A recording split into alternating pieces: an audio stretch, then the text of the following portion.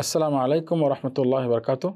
সম্মানিত ভিউয়ার্স, দর্শক ও শ্রোতাবৃন্দ, 18 নম্বর ভিডিও ক্লিপে ফাতিমা বিনত রাসূলুল্লাহ সাল্লাল্লাহু আলাইহি সাল্লাম সম্পর্কে আমরা জানব। তিনিও জান্নাতের সুসংবাদ প্রাপ্তা এবং জান্নাতবাসীর মহিলাদের সর্দারিনী।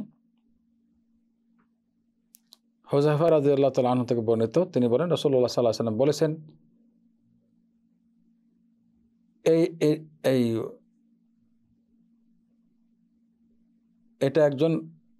ইনি একজন ফেরেশতা, এর আগে পৃথিবীতে কখনো আসেননি।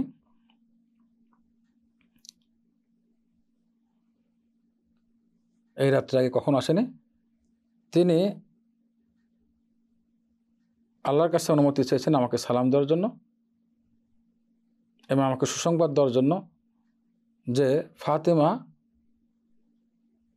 জান্নাতি মহিলাদের সর্দারিনী হবেন, সবার প্রধান হবেন, এবং হাসান এবং হুসাইন জান্নাতের যুব সমাজের সবার সর্দার হবেন, তারা দুজন, এবং সবার প্রধান হবেন।